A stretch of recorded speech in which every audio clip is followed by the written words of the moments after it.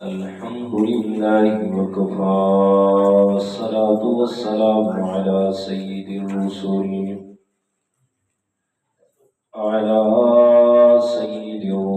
وخاتم الأنبياء.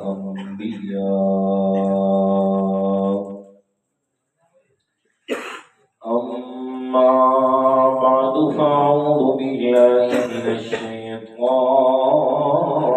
الرجيم. بسم الله الرحمن الرحيم.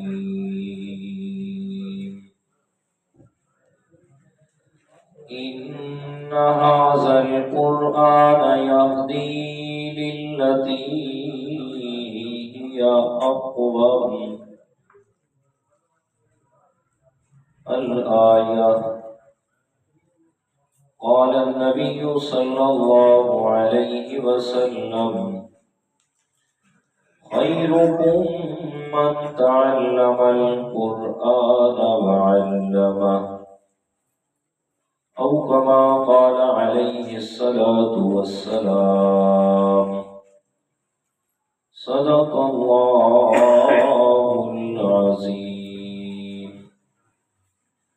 وصدق رسوله النبي الكريم، ونحن على ذلك لمن الشاهدين والشاكرين، والحمد لله رب العالمين. اللهم صل على محمد النبي الأمي وعلى آله وأصحابه وسلم تسليما. سبحانك لا علم لنا إلا ما علمتنا إنك أنت العليم الحكيم. مغوی تو ملیں گے شیطان سے بدتر، مغوی تو ملیں گے شیطان سے بدتر،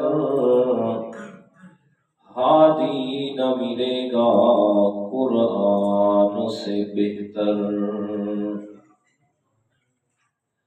گرامی قدر سامعین،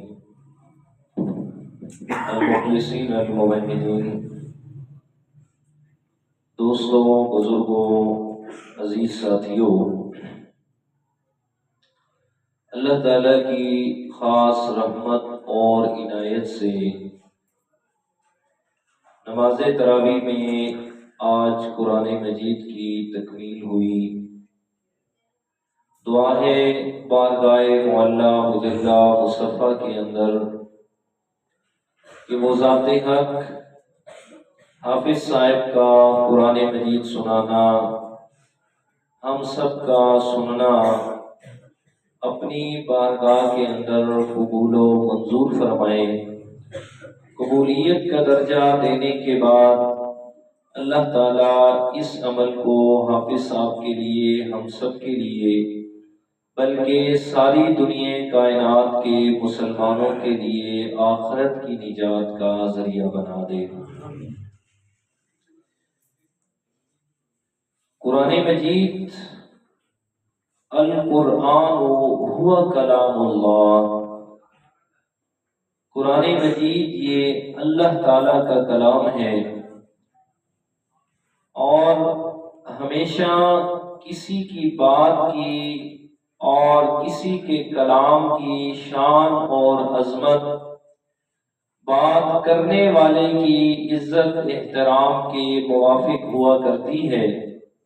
حدیث مبارکہ ہے کہ فضل کلام اللہ علی سائر الکلام کفضل اللہ علی خلقہ، او کما قال علیہ الصلوۃ والسلام، کہ جیسے ساری مخلوقات پر اللہ تعالیٰ کی عظمت اور شان سب سے بڑھ کر ہے، اسی طرح اللہ تعالیٰ کی کلام یعنی قرآن مجید کی شان بھی ساری کائنات کے کلاموں سے بڑھ کر ہے کہ جس کی کلام ہے وہ سب سے اعلیٰ، تو جو کلام ہے سو وہ کلام بھی سب سے اعلیٰ۔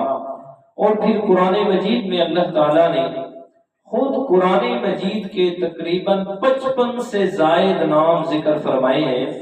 البرہان ایک کتاب ہے اس کے ریلیٹڈ کہ 55 سے زائد نام قرآن مجید میں اللہ تعالیٰ نے قرآن مجید کے بیان فرمائے، جیسے کہ کتاب، الفرقان، اس کے علاوہ التنزیل، الذکر، النور، الہدیٰ، الرحمہ، الشفاء، الفرقان۔ فرمائے یہ قرآن مجید کے نام اللہ تعالیٰ نے قرآن مجید میں ذکر فرمائے۔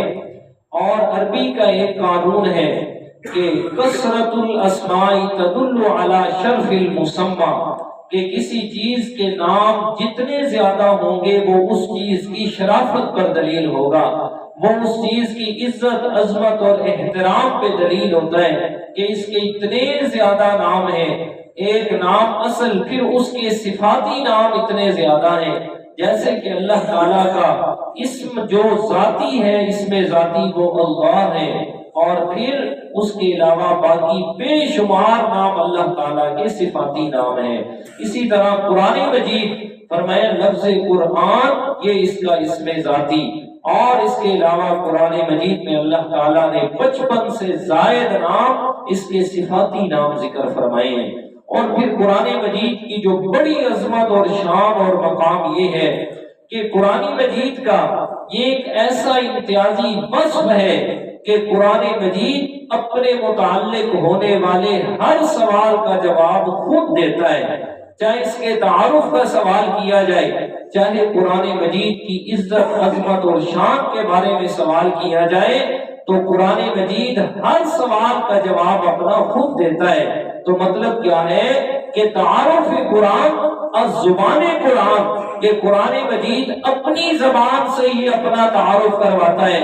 مثلا ہم آپس میں ایک دوسرے کا تعارف کس طرح کرتے ہیں؟ یار آپ کا نام کیا ہے؟ آپ کہاں کے رہنے والے؟ کس نے آپ کو میرے پاس بھیجا ہے؟ کس ذریعے سے آپ آئے ہیں؟ آپ کے آنے کا مقصد کیا ہے میرے پاس؟ پر میں یہی سارے سوال قرآن مجید سے کرو، قرآن مجید ایک ایک سوال کا جواب دیتا ہے۔ دیکھیے گا قرآن مجید کا انداز سورۃ الشعراء اور 19واں پارہ، وہاں اللہ تعالیٰ نے قرآن مجید کا تعارف کروایا ہے، تعارف قرآن بزبان قرآن۔ دیکھیے گا انداز، فرمایا اعوذ باللہ من الشیطان الرجیم، بسم اللہ الرحمن الرحیم، وَإِنَّهُ لَتَنزِيلُ رَبِّ الْعَالَمِينَ نزل به الروح الأمين على قلبك لتكون من المنذرين۔ پہلا سوال قرآن مجید آپ بتلائیے گا کہ آپ کو بھیجنے والا کون ہے، کس کے پاس سے آپ ہماری طرف آئیں گے؟ قرآن مجید جواب میں ارشاد فرمائے گا وَإِنَّهُ لَتَنزِيلُ رَبِّ الْعَالَمِينَ، کہ میں جس ذات کی طرف سے آیا ہوں اسے رب العالمین کہا جاتا ہے، وہ سارے جہان والوں کو پالنے والا ہے۔ پھر رب کی طرف سے آیا ہے، تجھے لے کے آنے والا کون ہے؟ فرمایا نزل به الروح الامین، مجھے لے کے آنے والا روح الامین جناب سیدنا حضرت جبرائیل علیہ السلام ہے۔ اب ذرا تھوڑا سا ساتھ میں ایک لطف بھی اٹھائیے گا جملے کا، فرمایا جس کی طرف سے قرآن آیا ہے وہ رب العالمین ہے، جو لے کے آنے والا ہے وہ روح الامین ہے، اور جس ذات پہ آیا ہے وہ ذات رحمت للعالمین ہے۔ فرمایا بھیجنے والا رب العالمین، لے کے آنے والا روح الامین، اور جس ذات پہ آیا ہے وہ رحمت للعالمین ہے، فرمایا اس میں نازل ہوا۔ پھر قرآن مجید سے سوال ہوا، فرمایا بتائیے گا تم کس مہینے میں آیا؟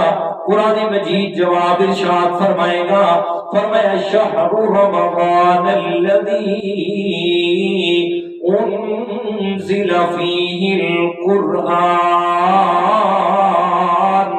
فرمایا یہ رمضان کا مہینہ ہے کہ جس کے اندر قرآن مجید کو نازل فرمایا گیا۔ فرمایا یہ سارا مہینہ ہی قرآن مجید کے نزول کا ہے یا پھر کوئی خاص رات بھی ہے؟ قرآن مجید جواب ارشاد فرمائے گا، فرمایا اِنَّا انزلناہ فی لیلۃ القدر، فرمایا سارا مہینہ میری نسبت کی وجہ سے شان والا تو ہو گیا، لیکن سارے مہینے میں نہیں آیا۔ اس مہینے کی ایک عزت والی رات ہے، ایک شان والی رات ہے، مقام اور مرتبے والی رات ہے جسے شب قدر کہا جاتا ہے۔ فرمایا اس رات میں اللہ تعالیٰ نے میرا نزول فرمایا ہے۔ اور میرے دوستو قرآن مجید کا نزول دو مرتبہ ہوا۔ فرمایا پہلا نزول قرآن مجید کا وہ جو شب قدر میں ہوا، وہ لوح محفوظ سے آسمان دنیا تک، فرمایا جس مقام کو بیت العزت کہا جاتا ہے اس جگہ پہ یک بار کی اللہ تعالیٰ نے نازل فرمایا۔ سیدنا حضرت جبرائیل علیہ السلام فرمایا سینکڑوں نہیں، ہزاروں نہیں، لاکھوں فرشتوں کے جھرمٹ میں یہ قرآن مجید لے کے بیت العزت کے مقام پہ انہوں نے رکھ دیا ہے اللہ کے حکم سے۔ دوسرا نزول قرآن مجید کا وہ وقتاً فوقتاً تھوڑا تھوڑا کر کے اللہ تعالیٰ نے اپنے پیارے پیغمبر پہ نازل فرمایا۔ اور اپنے پیارے پیغمبر پہ کس جگہ پہ نازل فرمایا؟ فرمایا قلبی کا، ہم نے اپنے پیارے پیغمبر کے دل مبارک پہ قرآن مجید کا نزول فرمایا ہے۔ قرآن آیا ہے میرے پیارے پیغمبر کے دل مبارک پہ اترا۔ اس کے بعد اگلا سوال ہے قرآن مجید آپ بتائیے گا آپ کے نزول کا مقصد کیا ہے؟ اللہ تعالیٰ نے آپ کو نازل کیوں کیا؟ آپ کے آنے کا مقصد کیا؟ قرآن بول کے بتائے گا، فرمایا کتاب انزلناہ الیک لتخرج الناس من الظلمات الی النور۔ اس قرآن کو بھیجنے کا مقصد یہ ہے میرے پیارے محبوب مدنی کریم صلی اللہ علیہ وسلم، آپ نے اس قرآن کے ذریعے سے لوگوں کو کفر و شرک کے اندھیروں سے نکالنا ہے اور انہیں توحید اور سنت کی روشنی کی طرف لے آنا ہے۔ اللہ اکبر۔ تو یہ قرآن مجید نے اپنا مکمل تعارف کروایا ہے۔ ایک ایک سوال کا جواب قرآن دیتا جائے گا۔ اب سمجھیے گئے اگلی بات، فرمایا یہ رات ہے، یہ مہینہ ہے اور یہ پیغمبر ہے۔ فرمایا ساری چیزوں کی نسبت قرآن سے ہوئی ہے۔ اللہ تعالیٰ نے مہینے کی نسبت قرآن سے ہوئی، اس مہینے کو سارے مہینوں کا سردار بنا دیا۔ جس رات کی نسبت اس قرآن سے ہوئی ہے اس رات کو اللہ تعالیٰ نے 1000 مہینوں سے بہتر قرار دے دیا، اور جس پیغمبر کی نسبت اس قرآن سے ہوئی اس پیغمبر کو اللہ تعالیٰ نے سارے انبیاء کرام کا امام بنا دیا۔ اور میرے پیارے دوست اور میرے نوجوان ذرا توجہ کر اس بات کی طرف کہ قرآن مجید کی نسبت کتنی عالی شان ہے، قرآن مجید کے ساتھ تعلق کتنی عظمتوں کا حامل ہے کہ جس رات میں آیا وہ رات 1000 مہینوں سے بہتر ہوئی، جس مہینے میں آیا وہ مہینہ جناب عظمتوں والا ہو گیا، جس پیغمبر پہ آیا اس پیغمبر کو اللہ تعالیٰ نے امام الانبیاء بنا دیا۔ اب سمجھ جس کے سینے میں یہ قرآن مجید نے جگہ لی ہے. جس نے قرآن مجید کو اپنے سینے میں بٹھایا ذرا دیکھ کے اس کا کتنا شان اور مقام بنتا ہے. اور طریقے سے بھی سن لیجئے گا. فرمایا یہ قرآن جس علاقے پہ اترا ہے, جس علاقے میں اس قرآن کا نزول ہوا, فرمایا وہ علاقہ ساری روئے زمین میں سے سب سے اعلیٰ مقام اس کو مل گیا.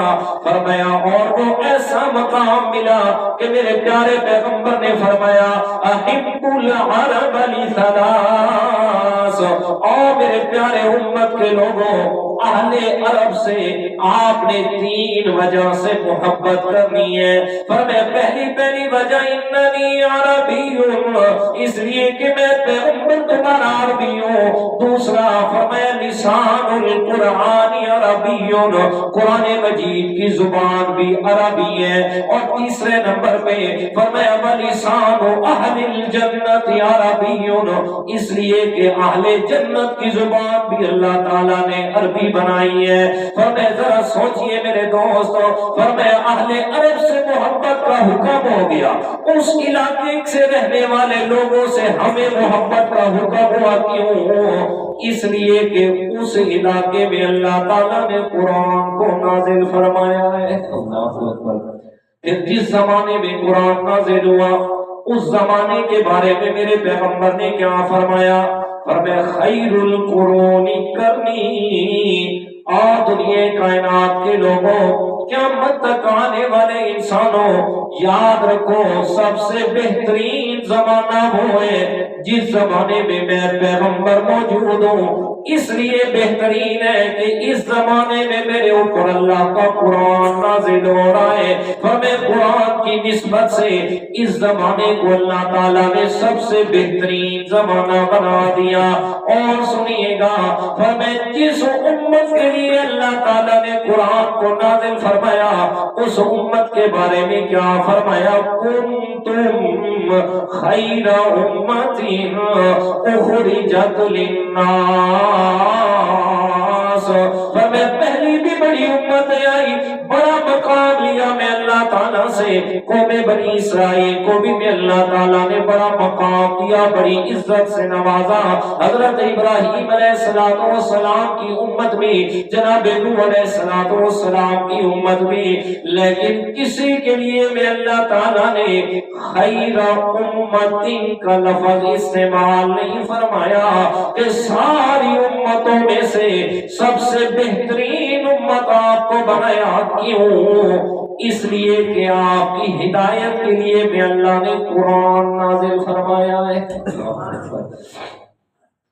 ایک حافظ قرآن ہے, یہ جائے کہ دنیا کے اعتبار سے غریب ہے, اعلیٰ لباس بھی نہیں ہے, دنیا کے اعتبار سے اس کا دنیا والوں کے نزدیک کوئی اعلیٰ مقام نہیں ہے, لیکن مقام کا پتہ کب چلتا ہے؟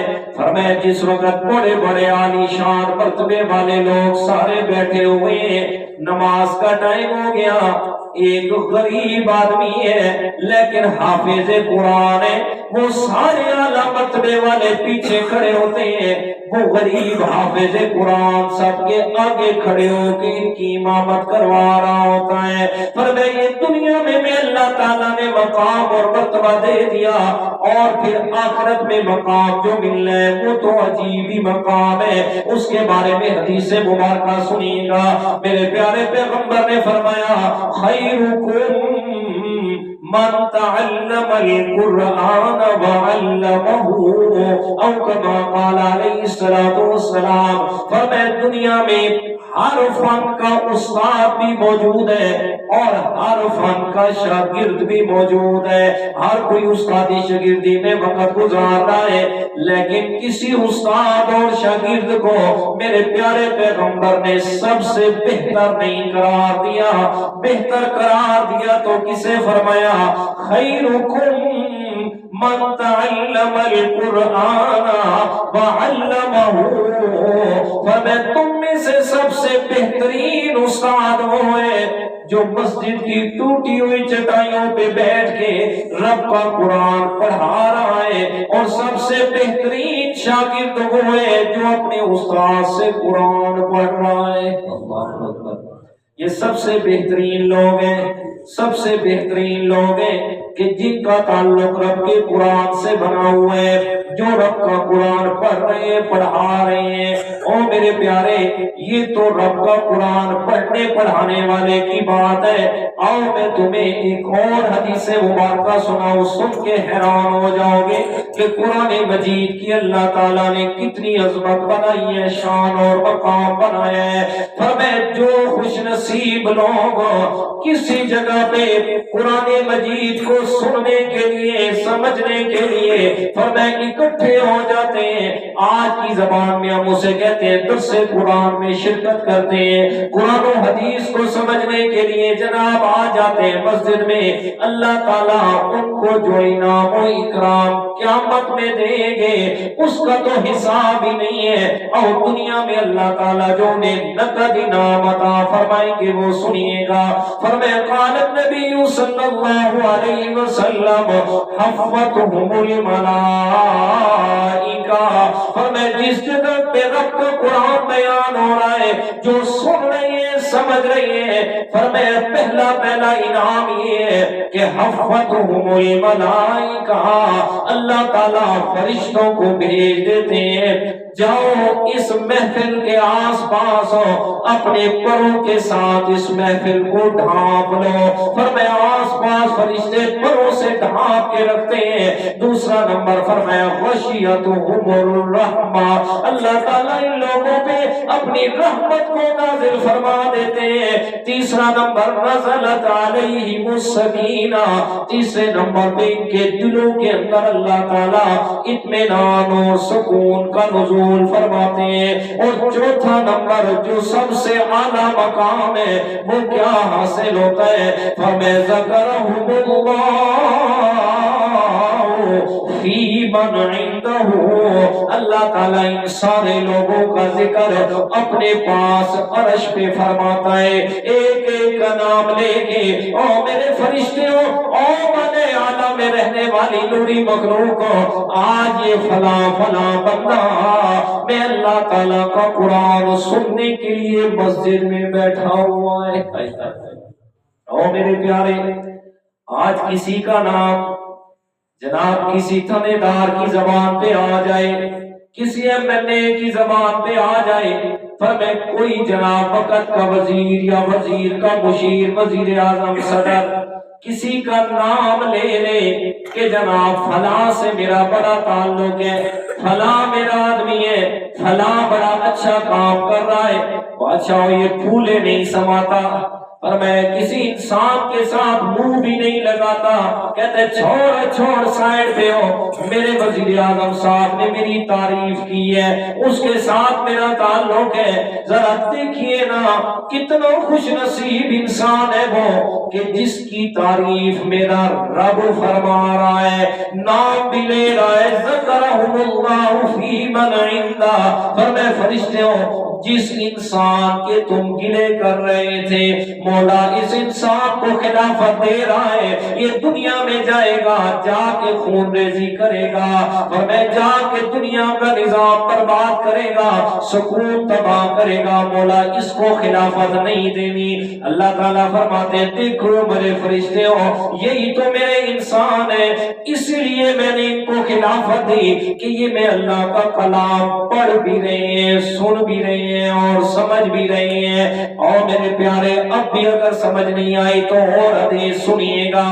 حضرت ابی بن کعب رضی اللہ تعالیٰ عنہ میرے پیغمبر کے صحابی ہیں، اور وہ صحابی ہیں کہ جن کے بارے میں اللہ کے پیارے پیغمبر نے فرمایا اقرأہم ابی بن کعب، کہ سارے صحابہ کرام میں سے سب سے بڑے قاری حضرت ابی بن کعب ہیں، اللہ اکبر، رضی اللہ تعالیٰ عنہ۔ اللہ کے پیارے پیغمبر نے فرمایا حضرت ابی بن کعب کو بلایا، فرمایا ادھر آئیے گا۔ جی یا رسول اللہ۔ آپ نے فرمایا ابی اللہ کا قرآن پڑھیے گا، میں آپ کا قرآن سننا چاہتا ہوں۔ سبحان اللہ، کیسی شان ہے، کیسا مقام ہے، کیسا منظر ہوگا کہ میرے پیارے پیغمبر حضرت ابی ابن کعب کو خواہش کا اظہار فرما رہے ہیں، ابی قرآن پڑھیے گا، میں پیغمبر آپ سے سننا چاہتا ہوں۔ حضرت ابی ابن کعب فرماتے ہیں یا رسول اللہ اقرأ علیک وانزل علیک، کیا میں آپ کو قرآن سناؤں حالانکہ آپ پہ قرآن نازل ہوا ہے، آپ پہ قرآن اتارا گیا، میں آپ کے سامنے کیسے تلاوت فرماؤں؟ آپ علیہ الصلوۃ والسلام نے فرمایا میرے ابی ابن کعب، ابھی حضرت جبرائیل میرے پاس آئے ہیں اور انہوں نے آ کر یہ اللہ کا پیغام مجھے دیا، فرمایا میرا اللہ آپ کا نام لے کے فرما رہے ہیں کہ میرے ابی کے کہو قرآن سنائے، میرا پیغمبر بھی قرآن سنے، میں اللہ تعالیٰ بھی سننا پسند کرتا ہوں۔ حضرت ابی ابن کعب رونے لگے، فرمایا ذکرت عند ربی، یا رسول اللہ کیا اللہ نے میرا نام لیا ہے؟ آپ علیہ الصلوۃ والسلام نے فرمایا ہاں ابی، اللہ نے آپ کا نام لیا ہے، نام لے کے فرمایا ہے کہ میرے ابی کے کہو قرآن پڑھے، میں قرآن سننا چاہتا ہوں۔ اللہ تعالیٰ کے پیارے پیغمبر حضرت عائشہ صدیقہ طیبہ طاہرہ مطہرہ رضی اللہ تعالیٰ عنہ فرماتی ہیں، فرمایا اللہ تعالیٰ نے حضرت داؤد علیہ السلام کو بھی بڑی آواز عطا فرمائی تھی، لہن داؤدی بڑا مشہور ہے، بڑا مقام اور عزت اور مرتبہ عطا فرمایا تھا۔ حضرت داؤد علیہ السلام زبور شریف کی تلاوت فرماتے ہیں، فرمایا ان کے ساتھ پہاڑ اور درخت بھی جھوما کرتے تھے، ان کے سروں پہ پرندے آ کے پر بچھا کے کھڑے ہو جاتے ان کی آواز کو سننے کے لیے۔ فرماتی ہے میری اماں جی، فرمایا وہ حضرت داؤد علیہ السلام کی آواز تھی کہ جو پرندے اور پہاڑ اور یہ درخت جھوما کرتے تھے، لیکن قربان جاؤں اللہ تعالیٰ نے جو اپنے پیارے پیغمبر کو آواز عطا فرمائی، فرمایا اتنی میٹھی اتنی پیاری آواز کہ اکثر اوقات میں اللہ تعالیٰ اپنے پیارے پیغمبر کو حکم فرمایا کرتے تھے میرے پیارے پیغمبر یہ رات کی تنہائی ہے، ذرا اٹھئے گا، قرآن آپ پڑھے، آپ کا پڑھا ہوا قرآن میں اللہ تعالیٰ بھی سننا چاہتا ہوں۔ جی میں رب بھی قرآن سننا چاہتا ہوں، بڑی میٹھی زبان میرے پیارے پیغمبر کی۔ اللہ اکبر۔ شاید پچھلی دفعہ بھی میں نے یہ حدیث سنائی تھی آپ کو، آج پھر ذہن میں آ گئی۔ قیامت کا دن ہوگا، اہل جنت جنت میں اور اللہ تعالیٰ معاف فرمائے اہل دوزخ دوزخ میں پہنچ گئے۔ جنت میں ایک دن اللہ تعالیٰ کی طرف سے ایک بڑا پیارا سما لگے گا، اللہ تعالیٰ فرمائیں گے انبیاء کرام اکٹھے، سارے کے سارے لوگ بھی، حضرت آدم سے لے کر آخر تک آنے والا انسان سب کے سب جمائیں۔ اللہ تعالیٰ فرمائیں گے حضرت عیسیٰ علیہ السلام کو حکم ہوگا چل میرے عیسیٰ انجیل شریف کی تلاوت کر کے لوگوں کو سنائیے گا۔ حضرت عیسیٰ علیہ السلام سنائیں گے، سارے لوگ بڑی تعریف کریں گے، یا سبحان اللہ، بڑی پیاری آواز اللہ نے عطا کی۔ حضرت موسیٰ علیہ السلام تورات پڑھ کے سنائیں گے، بڑی تعریف ہوگی۔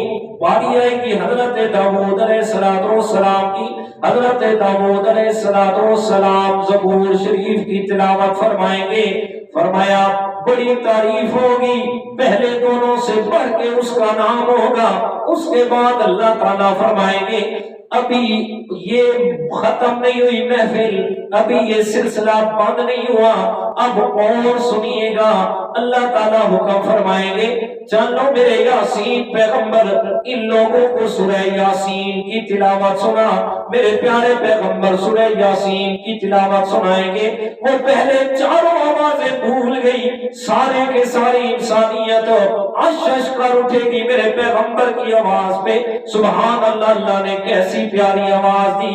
اللہ تعالیٰ فرمائیں گے ابھی بھی بات مکمل نہیں ہوئی، چلو اہل جنت اب متوجہ ہو جاؤ، آج تمہارا رحمان، آج تمہارا رب رحمان تمہیں سورہ الرحمن کی تلاوت سنائے گا۔ سورہ الرحمن میرا رب تلاوت فرمائے گا، اتنی پیاری اور میٹھی آواز، اہل جنت کو اتنا سرور آئے گا، عرض کریں گے مولا ساری نعمتیں جنت کی لے لے، بس ہمیں اپنی آواز میں قرآن سنائے رکھ۔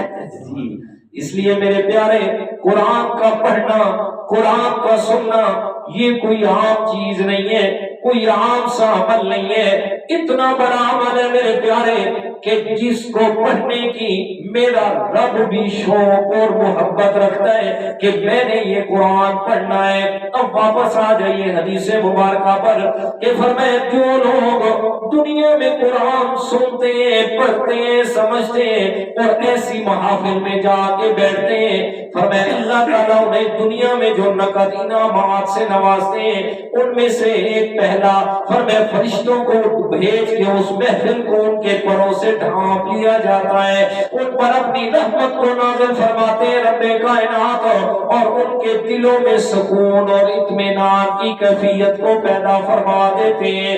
اور چوتھے نمبر پر فرمایا ان کا ذکر اپنے پاس عرش برید پہ کرتے ہیں، فرشتوں کے سامنے ذکر ہوتا ہے، فرشتے بڑے خوش ہوتے ہیں۔ اب اگلا اللہ تعالیٰ کا حکم فرماتے ہیں، فرماتے ہیں اشہدوا انی قد غفرت لہم، اور میرے فرشتوں گواہ ہو جاؤ یہ جو قرآن مجید سن رہے ہیں میں اللہ تعالیٰ نے ان سب کے گناہوں کو معاف فرما دیا۔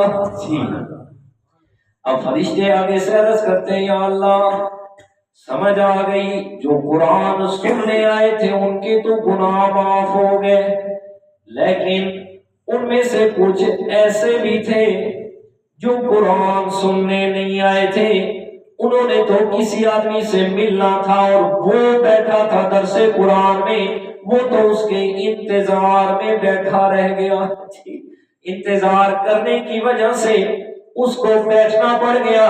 اب اس کے بارے میں کیا حکم ہے؟ قربان جاؤ میرا رب کائنات فرماتا ہے او میرے فرشتوں هم القوم لا یشقى جلیسهم، فرمایا یہ قرآن پڑھنے والے، قرآن سننے اور سنانے والے اتنی عظیم قوم ہے، اتنے عظیم لوگ ہیں کہ ان کے ساتھ جو آ کے بیٹھ گیا میں اللہ نے اس کے گناہوں کو بھی معاف فرما دیا۔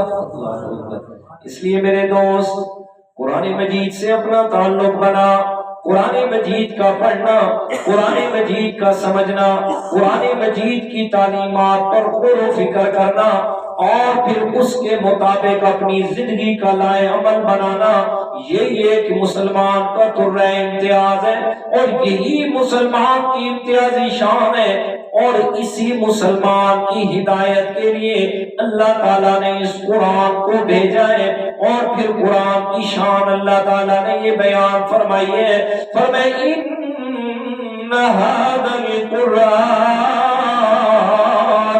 یہدی للتی ہی اقوم، اور دنیا کائنات کے لوگوں یہ قرآن ہے، یہ قرآن ہے، ھذا القرآن یہدی للتی ہی اقوم، ایسے راستے کی طرف ہدایت دیتا ہے، ایسے راستے کی طرف رہنمائی کرتا ہے، ہی اقوم جو سارے راستوں میں سے سب سے سیدھا راستہ ہے، جی سب سے سیدھا راستہ ہے۔ اب ہدایت چاہیے تو کہاں سے ملے گی؟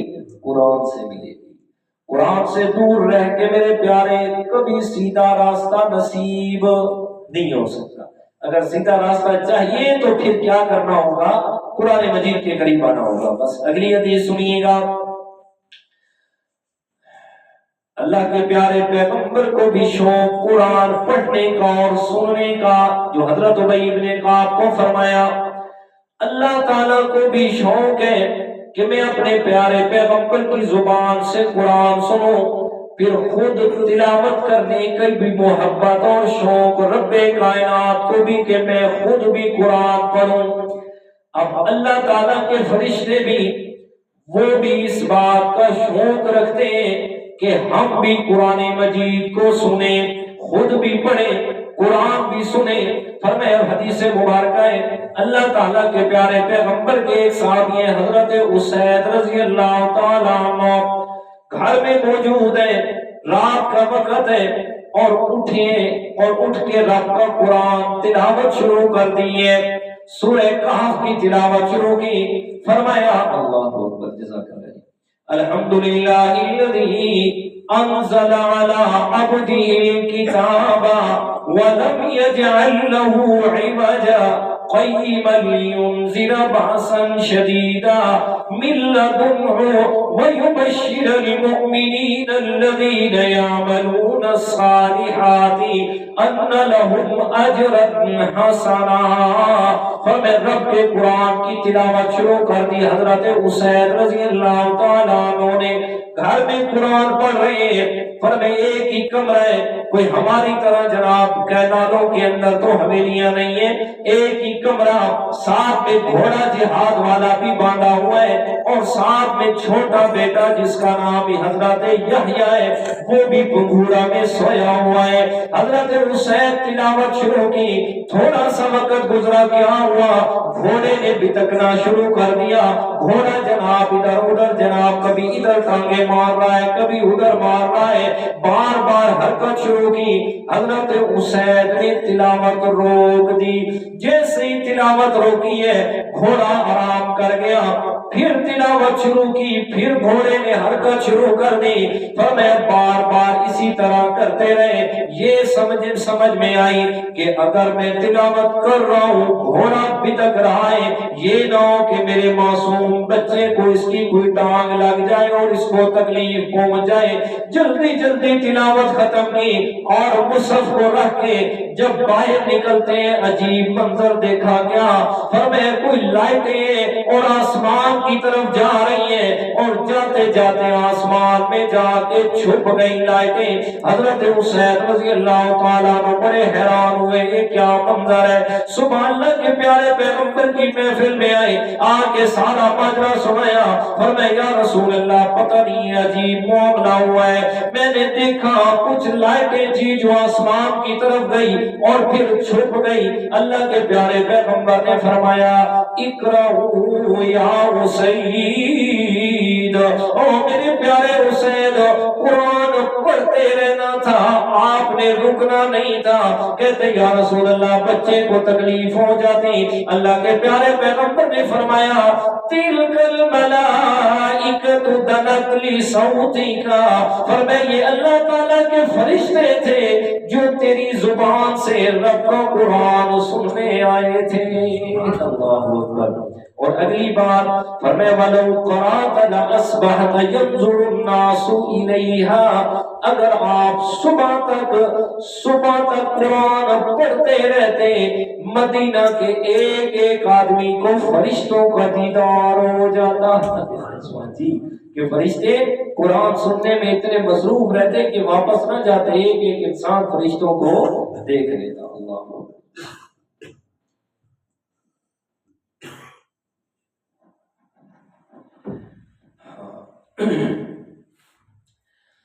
حدیث مبارکہ اللہ تعالیٰ کے پیارے پیغمبر نے فرمایا ان هذه القلوب تصدع كما يصدع الحديد اذا اصابه الماء او كما قال۔ اللہ کے پیارے پیغمبر نے فرمایا انسان کے دل کو زنگ لگ جاتا ہے جیسا کہ لوہے پر پانی گرنے سے لوہے کو زنگ لگ جاتا ہے۔ اب حدیث مبارکہ کے ساتھ قرآن مجید کی آیت بھی سنیے گا۔ سورہ مطففین میں اللہ تعالیٰ کیا فرماتے ہیں؟ فرمائے کلا بل ران علی قلوبہم ما کانوا یکسبون۔ فرمائے کہ انسان جو اعمال کرتا ہے، جو برے اعمال کرتا ہے ان کی وجہ سے انسان کا دل زنگ آلود ہو جاتا ہے۔ حدیث مبارکہ سنیے گا، فرمایا جس وقت انسان ایک گناہ کرتا ہے اس گناہ کی وجہ سے اس کے دل پہ ایک سیاہ نقطہ لگ جاتا ہے، فرمایا اور گناہ کرتا ہے اور سیاہ نقطہ لگ جاتا ہے، فرمایا اگر توبہ کر لے تو وہ دل صاف ہو گیا، اور اگر توبہ نہ کرے اور گناہ پہ گناہ کرتا جائے تو دل پہ سیاہ نقطے لگتے جاتے ہیں۔ فرمایا ایک وقت ایسا آتا ہے کہ مسلسل گناہ کرنے کی وجہ سے انسان کا دل بالکل سیاہ ہو جاتا ہے، اور جب دل بالکل سیاہ ہو جائے پھر یہ وہ مقام اور سٹیج ہوتی ہے کہ انسان کو گناہ لگتا ہی نہیں ہے، اور جس وقت گناہ تصور ہی نہ رہے تو پھر اللہ تعالیٰ کی طرف سے توبہ کی توفیق بھی نہیں ملتی۔ کیوں؟ اس لیے کہ جب گناہ سمجھوں گا تو توبہ کروں گا نا، جسے گناہ بھی نہیں سمجھ رہا، جب گناہ سمجھنا ہی نہیں ہے تو پھر توبہ کس بات کی؟ اس لیے اہل بدعت جو لوگ ہیں نا، جو بدعتی لوگ ہیں، مطلب دین اسلام کے اندر نئے کام کر کے اور انہیں دین اسلام کا کام تصور کرتے ہیں، تو بدعتی آدمی کے بارے میں فرمایا کہ اس کو توبہ کی توفیق نہیں ہوتی۔ حدیث مبارک ہے، کیوں نہیں ہوتی؟ فرمایا اس لیے کہ وہ تو نیکی سمجھ کے کر رہا ہوتا ہے، توبہ تو تب کرے گا جب گناہ سمجھے گا، جب گناہ ہی نہیں سمجھنا تو توبہ کہاں سے کرنی ہے؟ تو یہ فرمایا انسان گناہ کرتا ہے تو دل پہ ایک سیاہ نقطہ لگ جاتا ہے، یعنی اس کا دل زنگ آلود ہو جاتا ہے۔ فرمایا جیسا کہ انسان دیکھتا ہے کہ لوہے پر پانی گرنے سے وہ زنگ آلود ہو جاتا ہے، اور دل جو ہے انسان کے جسم کا سب سے اہم ٹکڑا ہے، سب سے اہم چیز وہ انسان کا دل ہے۔ فرمایا اذا صلح الجسد كله واذا فسد الجسد كله۔ اگر دل ٹھیک ہو سارا جسم ٹھیک ہوتا ہے، اور اگر دل ٹھیک نہ ہو تو سارا جسم ہی ٹھیک نہیں ہوتا۔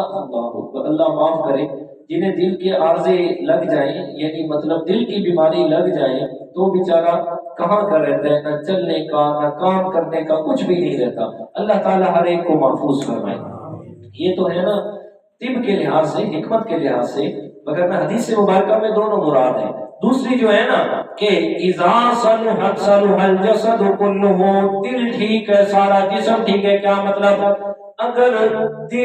اگر انسان کا دل یعنی اس کی نیت ایمان کے مطابق ہے، اپنے آپ کو گناہوں سے بچا کے رکھتا ہے، تو یقیناً اس کا سارا جسم جو ہے وہ نیکی کی طرف لگا رہے گا۔ اور اگر دل میں نیت ارادہ گناہ کا بن گیا تو سارا جسم اس کے دل و دماغ کے تابع ہوتا ہے۔ فرمایا جو انہوں نے آرڈر کرنا ہے، جو خواہش کرنی ہے، سارے جسم نے اسی کی تابع داری کرنی ہے۔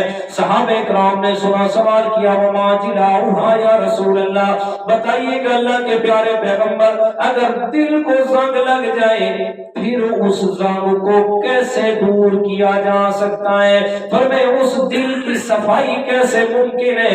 اللہ کے پیارے پیغمبر نے فرمایا دو چیزیں ہیں۔ فرمایا کثرت ذکر الموت و تلاوت القرآن۔ فرمایا دو چیزیں ہیں، ایک ہے موت کو زیادہ یاد کرنا، اور دوسرا ہے کثرت تلاوت قرآن، یعنی قرآن مجید کی تلاوت زیادہ کرنا۔ جیسے دنیا میں کیا ہے، اگر لوہے کو زنگ لگ جائے کیا کیا جاتا ہے؟ پہلے اس کی زنگ کو نرم کیا جاتا ہے، پھر نرم جب ہو جائے اس کے بعد اس کو کھرچ دیا جاتا ہے۔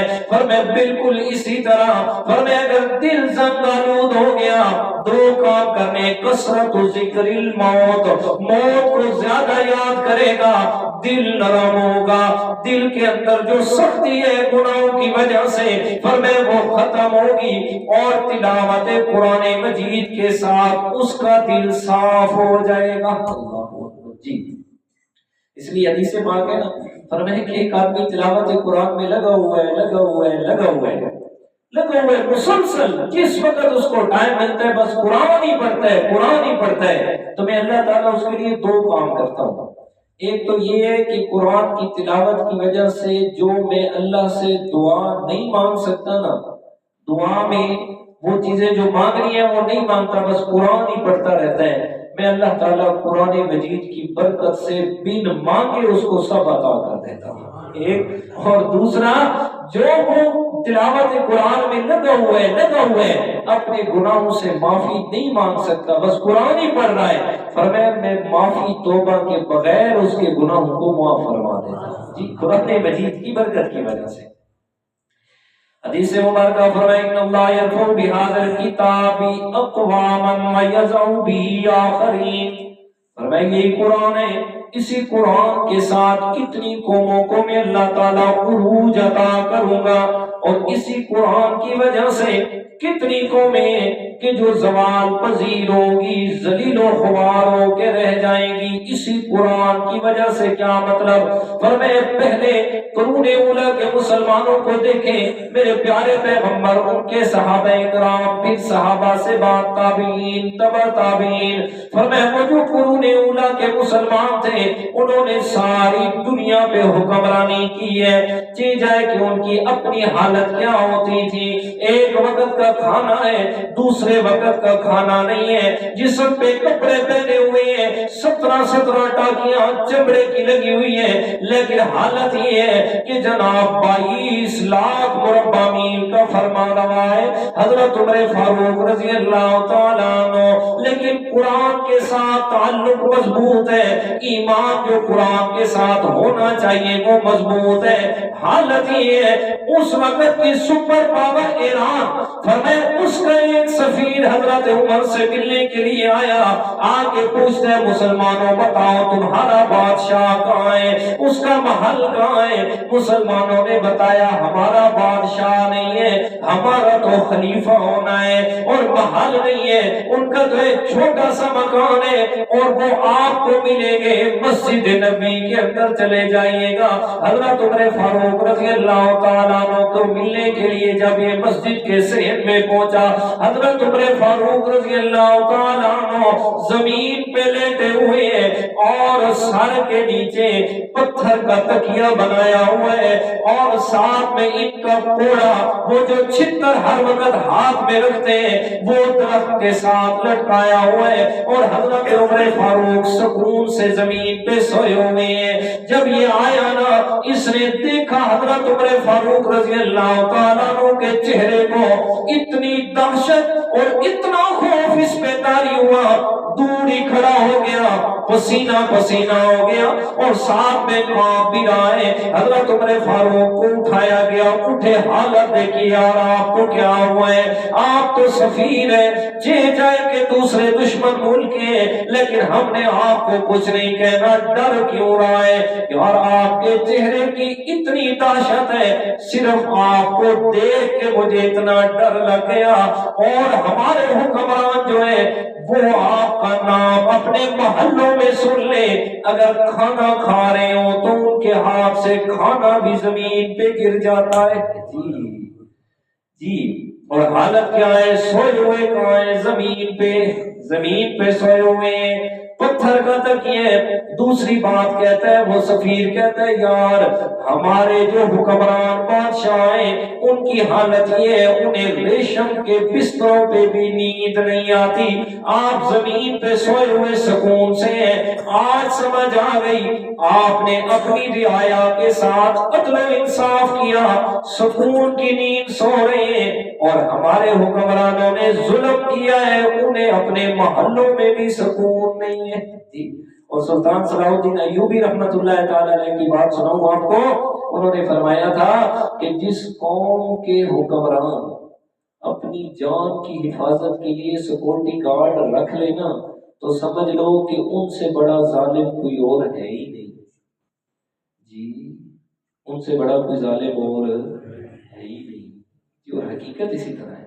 اگر عادل ہوتے نا تو انہوں نے عوام کی حفاظت کرنی ہے، نہ کہ عوام نے ان کی حفاظت کرنی ہے۔ یہاں مثلا ڈی پی او ہے، ڈی ایس پی ہے، اے سی ہے، ایس پی ہے، جتنے بھی ہیں، ان کی جو فرائض ہے نا ان میں یہ ہے کہ انہوں نے عوام کو چلانا ہے، عوام کو ایک ٹریک بتانا ہے، راستہ بتانا ہے، آپ نے یہ کرنا ہے، ادھر جانا ہے، یہ کرنا ہے، ادھر جانا ہے، لیکن یہاں الٹ کھاتا ہے نا جی، یہ عوام کو نہیں چلاتے، عوام ان کو چلا رہی ہوتی ہے۔ کبھی پتہ نہیں آپ نے غور بھی کیا ہے کہ نہیں، جن کا ان سے کوئی پلے پڑے ہیں نا، جن کا کوئی کام ان سے پلے پڑا ہے تو ان کو پتہ ہوگا کہ عوام ان کو چلا رہی ہوتی ہے، یہ عوام کو نہیں چلاتا، عوام ان کو چلا رہی ہوتی ہے۔ یہ جی لاکھ جیتے، 50 جیتے، 20 جیتے، 40 جیتے، بس اللہ تعالیٰ معاف فرمائے۔ بہرحال علامہ اقبال نے یہ کہا تھا، وہ زمانے میں معزز سے مسلمان ہو کر، وہ زمانے میں معزز سے مسلمان ہو کر، اور ہم ذلیل ہوئے تارے کے قرآن ہو کر۔ جی حدیث مبارکہ سنا رہا تھا نا، فرمایا اللہ تعالیٰ کے پیارے پیغمبر نے، ان اللہ یرفع بہذا الکتاب اقواما، کتنے ایسی قومیں کہ جن کو اللہ تعالیٰ نے اس قرآن کے ذریعے سے اعلیٰ مقام دینے، جیسے کہ پہلے دور کے مسلمان، وَيَذَرُ بِهِ آخَرِينَ، اور کتنے کہ جن کو اللہ تعالیٰ نے ذلیل و خوار کر کے رکھ دینا ہے، جیسا کہ وہ بولو ہی صحیح، چپ کر کے ہو، جیسا کہ آج کل جیسا کہ ہم ذلیل و خوار ہو کے رہ گئے نا۔ 56 اسلامی ملک ہیں، 57 اسلامی ملک ہیں، اور ان میں سے کتنے جناب اربوں کروڑوں روپے، اتنی مطلب جائیداد اور پیسہ کی ان کی گنتی نہیں ہے، کاؤنٹنگ ہی نہیں ہے، لیکن ذلیل ترین اور کے زندگی گزار رہے ہیں۔ ابھی جو حالیہ سارے حالات و واقعات چل رہے ہیں، اب کیا ہے کہ جن کی فورسز انہوں نے اپنے لیے حفاظت کے لیے لگائی تھی، یہ وہی بات ہوئی کہ جن پہ تکیہ تھا وہی پتے ہوا دینے لگے۔ اب وہ کہاں جائے بیچارے، اپنوں سے تو بنا کے نہیں رکھی، اپنوں کو تو پیچھے کر کے، اور قرآن مجید نے کہا یہود و نصارہ تمہارے دوست نہیں ہو سکتے، انہوں نے سینے سے لگایا، تو پھر حالات تو بننے تھے ایسے۔ اب وہ تو یہی چاہ رہے ہیں کہ یہ اسلامی ممالک جتنے بھی ہیں یہ دونوں آپس میں لگ جائیں، ہم آہستہ سے پیچھے ہو جائیں۔ اور اگر کسی نے دیکھا ہو بگ اسرائیل کا نقشہ، تو اس میں دیکھ لینا کہ یہ جو سارا علاقہ مدینہ شریف سے اوپر کا، اور یہ سارا علاقہ انہوں نے بگ اسرائیل کے اندر جو ہے نا وہ کاؤنٹ کیا ہے کہ یہ سارا علاقہ ہم نے اسرائیل کے ساتھ ملانا ہے۔ بہرحال اللہ تعالیٰ معاف فرمائے۔ تو عرض میں یہ کر رہا تھا کہ قرآن مجید سے تعلق، قرآن مجید سے وہ جو اسلام کے مسلمان ہونے کے ناطے تعلق ہونا چاہیے تھا، سو ہم نے وہ نہیں بنایا۔ میں اکثر کہتا رہتا ہوں، ہم نے تو قرآن مجید کو سمجھا ایک ختمہ والی کتاب ہے جی۔ آج کے ملا نے تو بتایا یہی ہے نا کہ قرآن مجید تو آئے ہی جناب ختم کرنے کے لیے، اس کی کیا ضرورت ہے ابھی تمہیں کہ اپنے گھروں میں اس کو نافذ کرو، اور درس قرآن اور سب جو ضرورت ہی نہیں ہے۔ زیادہ سے زیادہ بات ختم بھی کیلے پڑھانا ہے جیلے ابے ہونا کا روح نہ نکلتا بھی ہو گئے جی، مرنے کے موقع آ گیا نا، اور ابے ہونا روح ترائے دہاڑے جنگل بڑے اوکھے پہ ہیں، چلو سدو بولیاں نو آویں سورت یاسین پڑھے جو بغرو لاوے تے پر مرے جان چھوٹے جی۔ ہم نے تو یہ سمجھے، اور جب مر گئے تو مرنے کے بعد پھر اس کی قبر پہ لے جائیں جی، اتھے ابے ہونا دے گناہ بڑے ہیں، بہنا بھراواں دے حق بڑے مارے ہوئے اس، اور اتھے چلو ہن قبر کتے بائے کے تے کے کرو جی قرآن پڑھو۔ ہم نے تو یہ سمجھے کہ قرآن مردوں کے لیے کتاب آئی ہے کہ مرنے کے بعد پڑھنی ہے، اور نہیں ہو میرے پیارے، نہیں۔ اگر جس مردے کے لیے آپ مرنے کے بعد پڑھ رہے ہیں نا، اگر اس نے زندگی میں پڑھ لیا ہوتا تو آج اس پر یہ نوبت آتی ہی نہیں جی۔ قرآن زندوں کے لیے آیا ہے۔ کس کے لیے آیا ہے؟ قرآن زندوں کے لیے آیا ہے۔ زندوں نے پڑھنا ہے، زندوں نے سننا ہے، زندوں نے اس کو سمجھنا ہے، اور زندوں نے ہی اس پر کیا کرنا ہے؟ عمل کرنا ہے۔ حضرت علی رضی اللہ تعالیٰ عنہ کی حدیث سنا کر بات کو ختم کرتا ہوں۔ حضرت علی رضی اللہ تعالیٰ عنہ سے روایت ہے، آپ نے صلی اللہ علیہ وسلم نے فرمایا، انہو من یعش منکم بعدی فسیرى اختلافا کثیرا۔ میرے پیارے علی بھائی رضی اللہ تعالیٰ عنہ، تم میں سے جو بھی میرے بعد زندہ رہے گا، فسیرى اختلافا کثیرا، بڑے بڑے اختلاف اسے نظر آئیں گے، بڑے بڑے جناب فتنے اس کے سامنے آئیں گے. انہا ستکون فتنۃ، بڑے بڑے فتنوں کا سامنا ہوگا.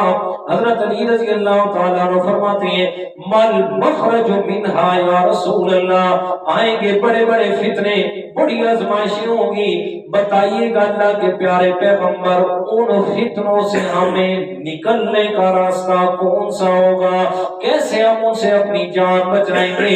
اللہ کے پیارے پیغمبر نے فرمایا کتاب اللہ، فرمایا ان فتنوں سے بچنے کے لیے تمہارے پاس ایک ہی چیز ہے اور وہ رب کی کتاب ہے. کس کی جی؟ وہ رب کی کتاب ہے. کتاب اللہ تمسکوا بها وعزوا علیکم بالنواجذ، بڑی مضبوطی سے اس کو تھام کے رکھنا. مشکات شریف کی حدیث ہے، فرمایا بڑی مضبوطی سے اسے تھام کے رکھنا. فیہ نبأ ما قبلکم وخبر ما بعدکم وحکم ما بینکم، فرمایا یہ وہ کتاب ہے جو تمہیں آپ سے پہلے کے حالات بھی بتاتی ہے اور آپ کے بعد کے حالات بھی تمہیں بتاتی ہے. وحکم ما بینکم، اور تمہارے درمیان ہونے والے اختلافات کا بھی فیصلہ یہ کتاب کرتی ہے. هو الفصل لیس بالحزل، یہ ایک فیصلہ کن کتاب ہے، اس کے اندر ذرہ برابر بھی کوئی ایسی بات نہیں ہے جو غیر سنجیدہ ہو، کوئی کمزور بات نہیں ہے. من ترکہ من جبار قسمہ اللہ، جس ظالم اور متکبر نے اس سے منہ موڑ لیا، فرمایا قسمہ اللہ، اللہ تعالیٰ نے اسے ذلیل کر کے رکھ دینا ہے. اب قرآن مجید کی آیت بھی سنیے، اللہ تعالیٰ کا قرآن بھی بڑے پیارے انداز میں فرماتا ہے، فرمایا اور دنیا کائنات کے لوگوں، فرمایا جس انسان نے بھی اس قرآن سے اعراض کر لیا، اس قرآن سے آیت بھی سنے، وَمَن يَعْشُ عَن ذِكْرِ الرحمن نقیض له شیطانا فهو له قرین. ومن یعش عن ذکر الرحمن، جس انسان نے اللہ تعالیٰ کے ذکر یعنی قرآن مجید سے اعراض کر لیا، اللہ تعالیٰ دنیا میں کیا سزا دیں گے؟ نقیض له شیطانا، فرمایا اللہ تعالیٰ شیطان کو اس کے اوپر حاوی کر دینا ہے. نقیض اصل میں عربی زبان کا لفظ نقیض کہا جاتا ہے.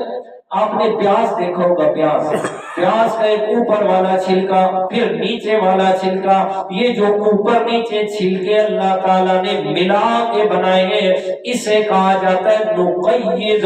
فرمایا نقیض لہ شیطان، اللہ تعالیٰ نے اس پر شیطان کو حاوی کر دینا ہے، شیطان کو غالب کر دینا ہے. فہو لہ قرین، شیطان اس کا دلی دوست بن جانا ہے، شیطان اس کے ساتھ یاری لگانے والا ہو جائے گا.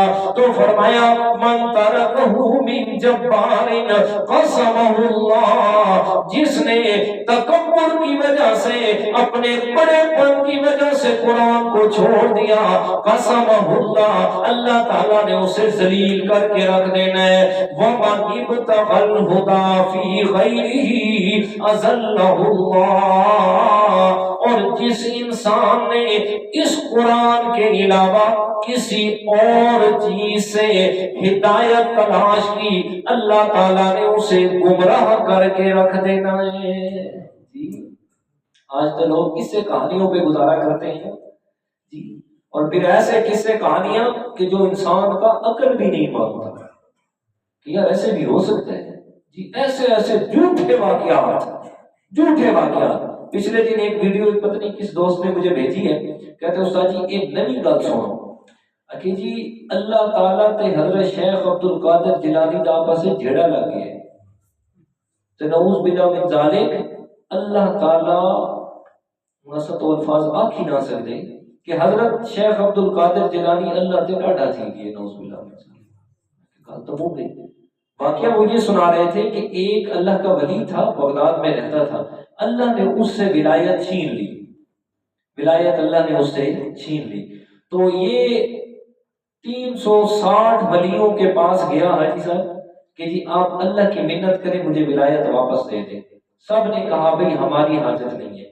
آخر میں یہ حضرت شیخ عبد القادر جیلانی نے محلہ کے پاس آیا۔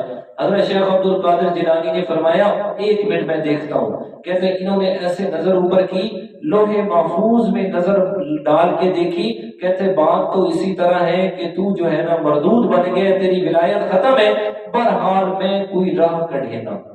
ہم اپنی زبان میں کہتے ہیں جی میں ادھر کوئی راہ کڑھے نا امین صاحب، جی میں کوئی درمیانہ راستہ نکالتا ہوں۔ کہتے ہیں اللہ تعالیٰ سے حضرت شیخ عبد القادر جیلانی نے کہا یا اللہ اس کے بارے میں کیا حکم ہے؟ تو اللہ تعالیٰ نے فرمایا کہ بھائی میں جو لکھ دیے ہیں آپ نے دیکھ لیا لوہے محفوظ میں کہ یہ مردود ہو گیا۔ اس نے کہا جی آپ نے لکھ دیا ہے لیکن ہوں میں آدھا بیان، ہوں میں آدھا بیان جی دوبارہ لکھو، دوبارہ ولایت دو۔ کہتے جی اللہ تعالیٰ مجبور ہو کے دوبارہ سے اسے ولایت دے دی۔ سبحان اللہ، نعرہ تکبیر، اللہ جی او بھائی رب کو کیا پہچان کروائی ہے آپ نے؟ کیا بھئی حضرت شیخ عبد القادر جیلانی پھر تو یہ اللہ سے بھی بڑھ گئے گا۔ تو یہ ساری کہانیاں لوگوں کی ہدایت کے لیے سنائی جا رہی ہیں جی۔ تو رب کا پیارے پیغمبر کی زبان مقدس کیا ہے؟ وَمَنِ ابْتَغَى الْهُدَىٰ فِي غَيْرِهِ أَضَلَّهُ اللَّهُ، کہ جو انسان قرآن کے علاوہ کسی اور جگہ سے ہدایت تلاش کرے گا أَضَلَّهُ اللَّهُ، اللہ نے اسے ہدایت نہیں بلکہ اس کو گمراہ کر دینا ہے۔ اس لیے کہ ہدایت والی کتاب کون سی ہے؟ قرآن مجید ہے۔ ان ھذا القرآن یہدی للتی ہی اقوم، اس لیے کہ قرآن مجید ہی وہ ہدایت کا راستہ دکھاتی ہے، ہی اقوم کہ اس سے سیدھا راستہ کوئی اور نہیں ہے۔ دعا فرمائے اللہ تعالیٰ جو کچھ کہا سنا اپنی بارگاہ کے اندر قبول و منظور فرمائے، اور اللہ تعالیٰ ہم سب کا یہاں مل بیٹھنا اپنی بارگاہ کے اندر قبول و منظور فرمائے۔ اور ابھی 2-3 دن باقی ہیں ماہ رمضان کی۔ قرآن مجید کی تکمیل کا یہ مطلب نہیں ہے کہ باقی والے دہاڑا